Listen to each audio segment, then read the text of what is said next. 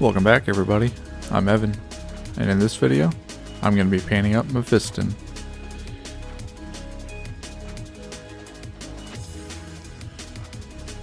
I'm starting out with a base coated model.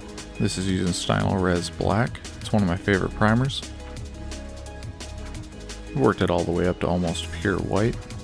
This is going to give me some highlights, and in the deepest recesses, it'll still be that black. The next steps are to come in with Scab Red, Bold Pyrrole Red, and Orange, working up in small layers.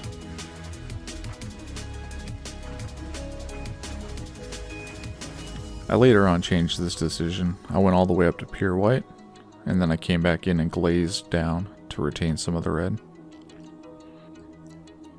Started out with the pure blue and white blend on the sword. I want to push the space vampire feel, so I'm going to start with white on the face, black eyes, and work in a little bit of variation on top of that. Starting with yellow in the hair, I'll come back in after that, add some brown, and dull it down.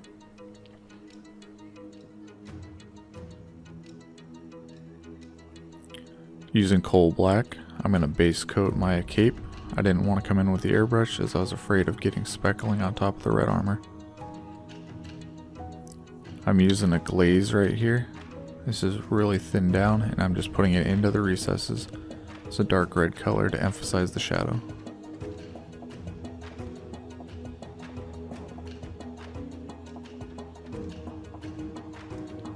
Now I'm going to glaze over top of that white to get that red color back.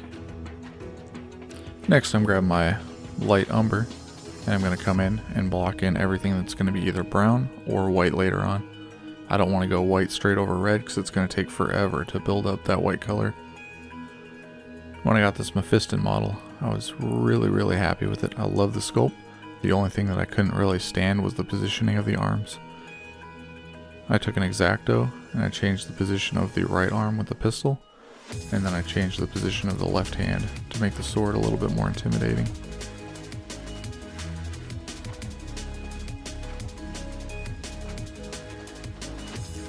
You can see I'm adding some white into my browns. I'm gradually brightening those up and layering on to my brown colors just to get lighter and lighter and to emphasize the highlight.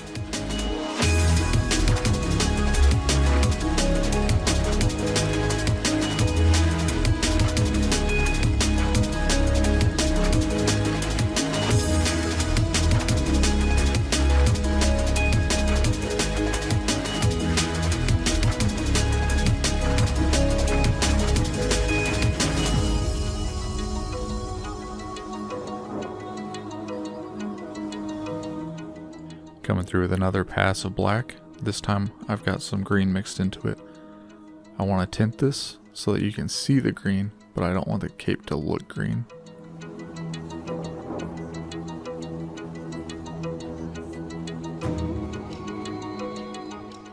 Ultimately, this thing did look really green. And Jolly Saint Mephiston, he had to go, so you'll see later on I did some color correction.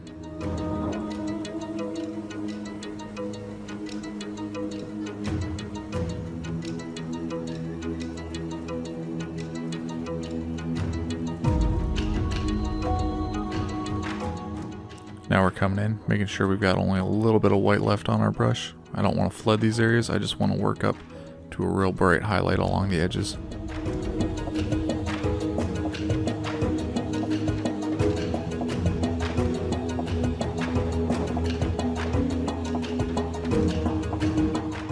Grabbing coal black for the gloves.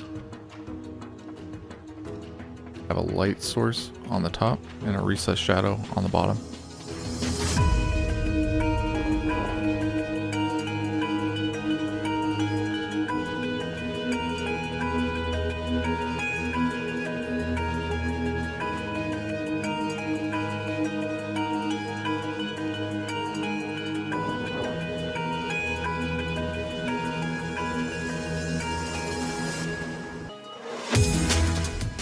And here comes that color correction.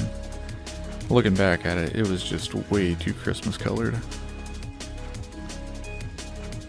I really love the green tint.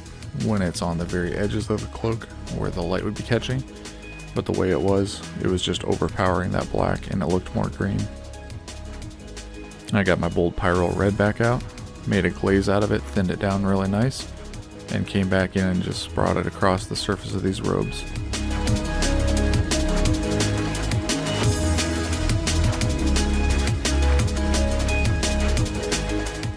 You can see here this orange is really aggressive, and that's alright because I'm going to come back in later on and blend it back into the bold pyro reds.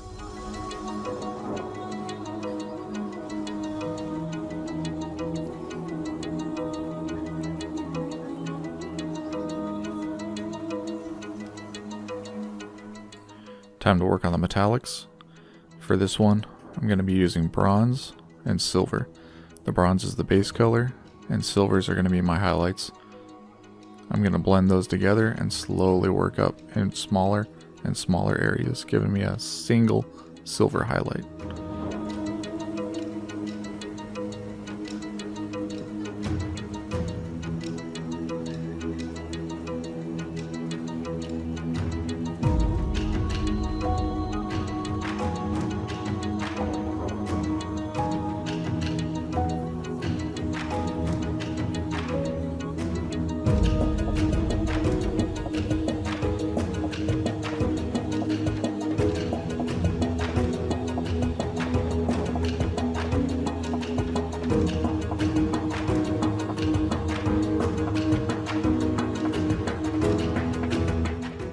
Time to bring out the Nuln oil wash.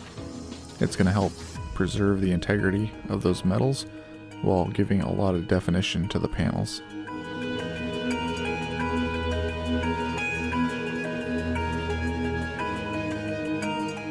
And now it's time to try and paint some glass vials. I haven't done a lot of this, saw a couple tutorials on it which really helped out, and I figured I'd give it a shot. The trick in getting these glass vials to look right is to clearly distinguish between the liquid portion and the clear glass portion up top. I'm also trying to capture the motion that these have by making it so that that water level, the fluid level, is not perfectly parallel to the ground.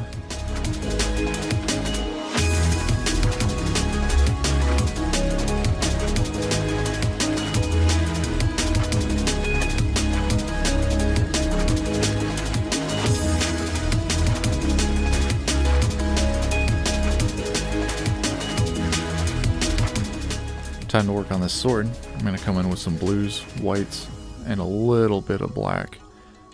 I'm going to be alternating sides, trying to do a non-metallic metal look, putting highlights and shadows opposite each other.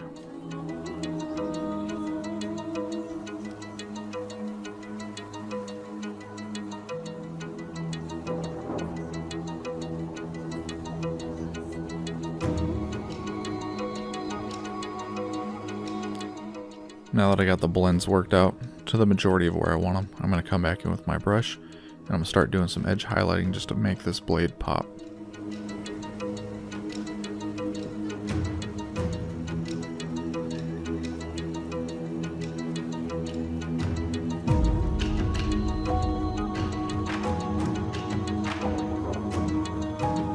Same thing with the fabric, coming in with the white to really define the areas and make them pop.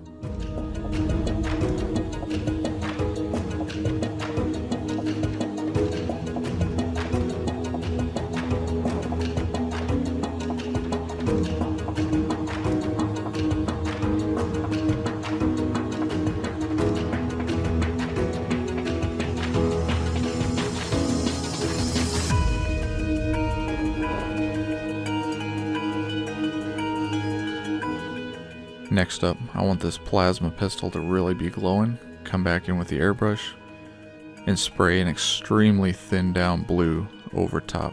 I don't want to obscure anything underneath. I just want to make it look like that light is bleeding out of there. Now it's time to come in and do the base. He's standing on some metal. I'm just going to give it a real quick job, paint it black, do a little bit of dry brushing, pick out some of the metal. That's about it.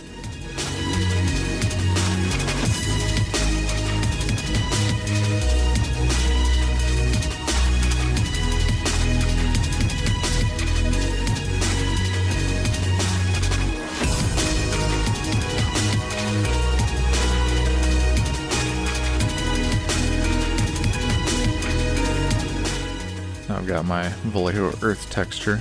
I'm going to come in, I'm going to fill the gaps that were left underneath there and give the surface of the base a lot more interesting texture. On top of that, I've got some flock going down. In this step, I've got pigments. I'm going to make sure that I get the pigments both on the base and just a little bit on his robes. I want both those things to be cohesive and tie together.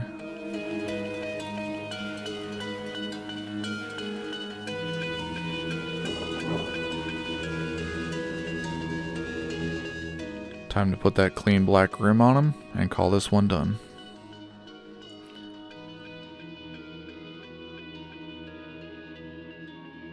And here he is, contributing to the war effort. Thanks for watching, I hope you enjoyed it. If you found anything particularly useful, if you got any comments or questions, just go and put them down below. I'll see you in the next one.